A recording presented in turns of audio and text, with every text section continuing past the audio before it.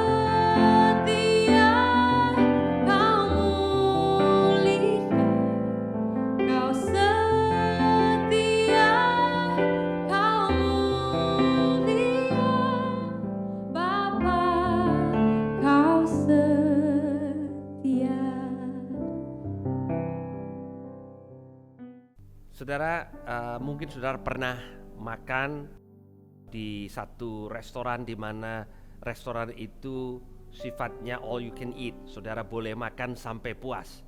Saudara, seringkali kalau kita diundang atau kita punya kesempatan makan di restoran yang seperti itu, sebelum kita mulai makan, kita mulai melihat-lihat apa yang bisa kita nikmati, karena diberikan kesempatan untuk makan sampai puas. Nah, hari ini saya mau bicara tentang makan sampai puas, tetapi bukan dalam versi apa yang tadi saya sampaikan, tapi melihat kepada mujizat Tuhan Yesus. Dan saya akan mulai membaca dari Yohanes pasal yang ke-6, mulai dari ayat yang ke-5. Dikatakan ketika Yesus memandang sekelilingnya dan melihat bahwa orang banyak berbondong-bondong datang kepadanya, berkatalah ia kepada Filipus, "Di manakah kita akan membeli roti supaya mereka ini dapat makan?" Hal itu dikatakannya untuk mencobai dia, sebab ia sendiri tahu apa yang hendak dilakukannya.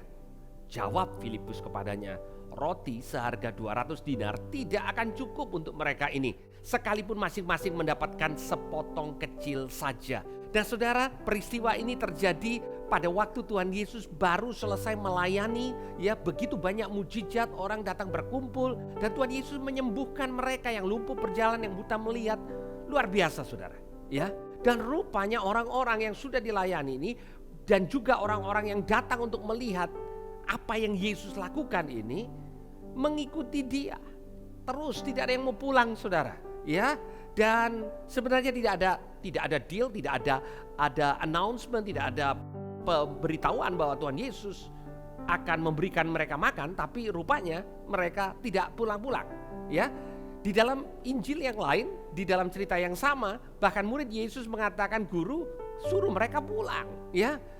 Tetapi Tuhan Yesus mengatakan, "Engkau harus beri mereka makan." Nah, di Injil Yohanes ini, Tuhan Yesus bertanya kepada Filipus, "Di mana kita akan membeli roti supaya mereka makan?" Dan rupanya Filipus menyebut satu angka, saya tidak tahu, mungkin ini adalah angka yang ada di kas pelayanannya Tuhan Yesus, atau adalah jumlah uang yang mereka bawa saat itu. Filipus mengatakan roti seharga 200 dinar tidak akan cukup untuk mereka. Saudara, 1 dinar pada waktu itu adalah 1 hari upah kerja. Jadi dikatakan kalau upah kerja 200 hari untuk orang sebanyak ini nggak cukup. Saudara mau tahu berapa banyak orang? Ini adalah mujizat yang sangat terkenal. Ada 5.000 orang laki-laki, ya. Biasanya saudara, di dalam event atau acara-acara rohani seringkali yang wanita lebih banyak. Tetapi para ahli Alkitab sepakat untuk mengatakan yang hadir pada waktu itu dengan menjumlahkan jumlah yang wanita dan anak-anak sekitar 15.000 sampai 20.000 orang. Cukup banyak, saudara. Yang dihitung cuma 5.000 orang laki-laki dewasa, tapi yang makan seluruh dari mereka, ya. Kita melanjutkan membaca. Seorang dari muridnya, yaitu Andreas, saudara Simon Petrus, berkata kepadanya, "Di sini ada seorang anak yang mempunyai 5 roti jelai dan 2 ikan. Tetapi apakah artinya itu untuk orang sebanyak ini?" Nah saudara, ada salah satu murid Tuhan Yesus yang lain yang datang kepada Tuhan Yesus dengan membawa seorang anak. Saudara perlu mengerti, ini anak kecil yang dibawa oleh Andreas, ya. Dan yang dibawa adalah bekal makanan untuk anak kecil. Jadi kalau saudara melihat gambar-gambar, lukisan-lukisan, sepertinya 5 roti itu rotinya panjang besar gitu, ya. Enggak, saudara, ini 5 ketul roti. Ini makanan anak kecil, bekal. Saudara perlu mengerti, kalau anak kecil itu bawa bekal, tidak akan bekal itu memberatkan dia. Jadi 5 ketul roti kecil dan 2 ikan. Ini bukan ikan tuna yang besar. Ini bukan ikan yang size-nya gede-gede. Tetapi ikan kecil, karena kembali yang makan adalah seorang anak kecil. Dan rupanya anak kecil ini, tidak diceritakan bagaimana ceritanya, anak kecil ini menyerahkan makanannya, bekalnya kepada Tuhan Yesus. Saudara, Tuhan Yesus belum mengatakan apa yang dia mau lakukan. Bukan Tuhan Yesus buat pengumuman, ya, kepada seluruh orang yang hadir Diharapkan barang siapa yang memiliki bekal yang belum dimakan dibawa ke depan, karena guru akan melakukan atau Tuhan akan melakukan mujizat besar pada sore hari ini. Tidak seperti itu saudara. Tetapi ini berawal dari apa yang Tuhan Yesus katakan. Kita harus beri mereka makan. Maka itu Andreas yang juga tidak tahu sebetulnya apa yang akan terjadi, membawa apa yang ada saudara, yaitu bekal makanan dari seorang anak kecil. Nah, yang luar biasa, untuk ada 5 roti dan 2 ikan, ada seorang anak yang rela kehilangan bekalnya karena dia tidak tahu akan diapakan. Bisa jadi dibagikan kepada orang-orang dan akhirnya dia tidak dapat. Tetapi ada orang yang rela memberikan apa yang dia punya supaya Tuhan Yesus bisa melakukan mujizat. Saudara, mujizat dimulai dengan apa yang ada pada kita, bukan apa yang dimana kita tidak mau kehilangan. Banyak orang mau mujizat Tuhan, tetapi dia memulai dengan sikap aku tidak punya apa-apa. Di dalam kerajaan Allah, mujizat selalu dimulai dengan apa yang ada padamu. Saudara, Tuhan melakukan lewat apa yang ada pada kita. Mari kita lanjutkan membaca. Di ayat yang ke-11 dikatakan, lalu Yesus mengambil roti itu, mengucap syukur dan membagi-bagikannya kepada mereka yang duduk di situ.